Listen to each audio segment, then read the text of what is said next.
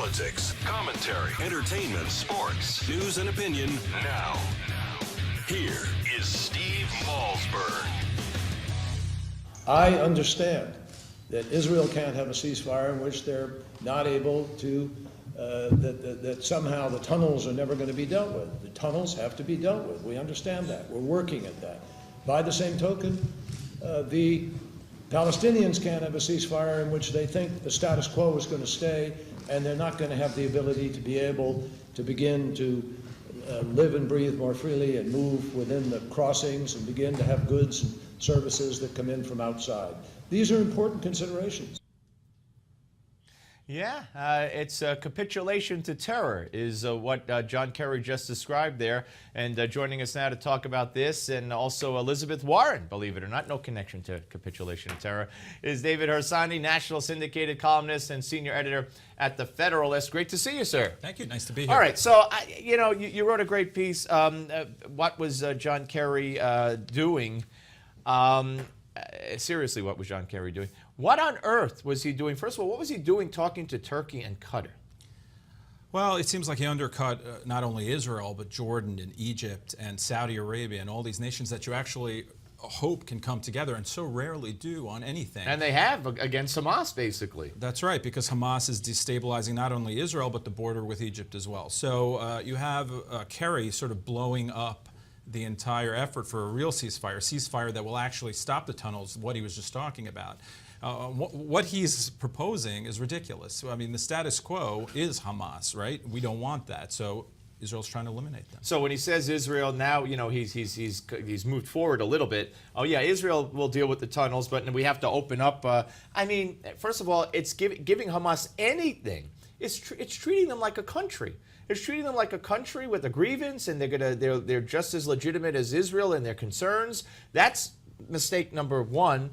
And I want you to weigh in on that. But mistake number two also is you can't end the blockade. The blockade was instituted for a reason. Because they're smuggling in rockets and the concrete and building the tunnels.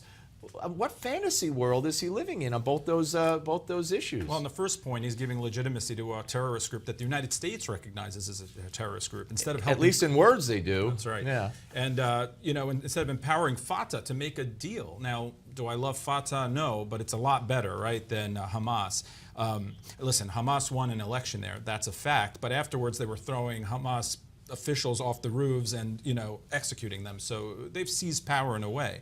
To your second point, what was your second point? My second point was I believe that opening the blockade. Yeah. And I mean, what does he think? All of a sudden Hamas is going to be peaceful? As long as Hamas is there, they're going to smuggle in weapons and build tunnels. Well, think about these tunnels. They're not just like dug with a little spoon underneath. They're really complex and intricate and kind of amazing. And you'd think that people who could do that could build a hospital or keep a greenhouse going or do all those other things they say they can't because of the blockade. The blockade will end when Hamas ends. There's just no other way around it. Israel cannot, people cannot live with the threat of rockets. And Egypt doesn't want that block. Egypt doesn't open the border with Gaza either. Right, because Hamas and the Muslim Brotherhood are close, and it destabilizes their nations. That's problematic. So where does this end? And what is the fascination with this administration and supporting all the wrong sides every single time? I mean, look what's happened now in Libya.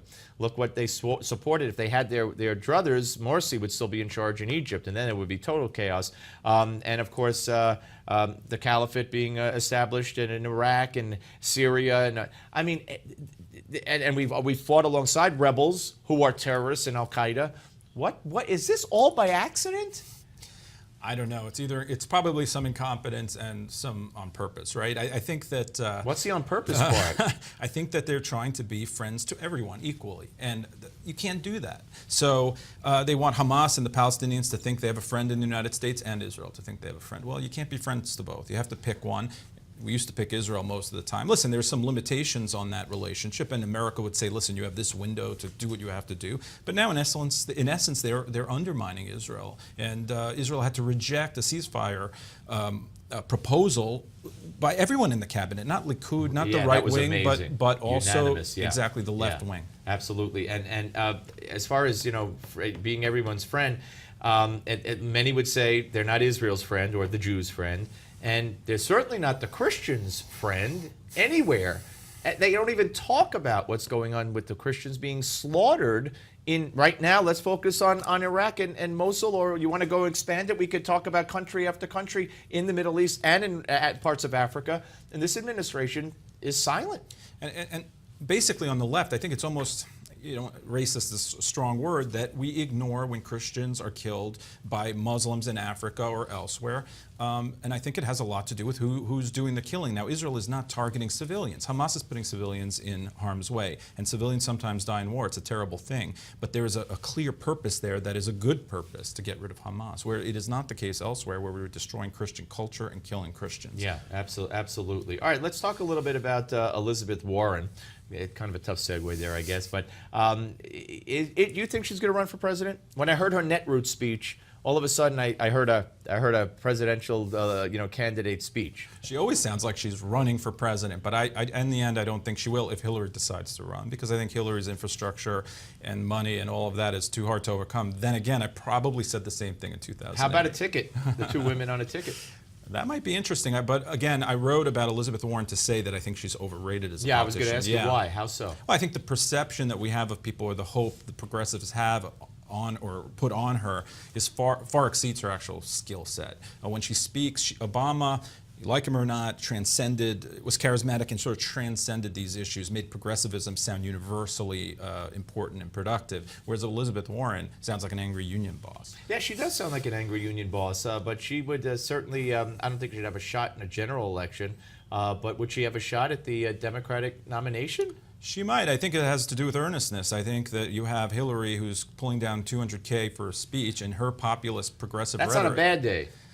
I think that's the most impressive things that she's done in her life. But I think that, and I'm impressed by that. Chelsea's getting 75. Yeah. I do it for far less. But she is a very rich person, and it just comes off fake, right? Yeah, and she can't pull absolutely. it off. Yeah. Well, it's going to be very interesting to see as we go forward. And David Harsanyi, I thank you very much for coming in. Thanks. Okay, folks, and of course, read him among other places at the Federalist, where he is senior editor, David Harsanyi. Now, when we come back, we're going to do more of the show, of course, and I have some remarks to make about Morning Joe, or as Mika mistakenly called it, Morning Jew. And then a day later, Joe Scarborough turns on Israel. What's going on here, or what's going on there? We'll talk about it. You could hear it, see it, and judge on the Steve Malzberg Show.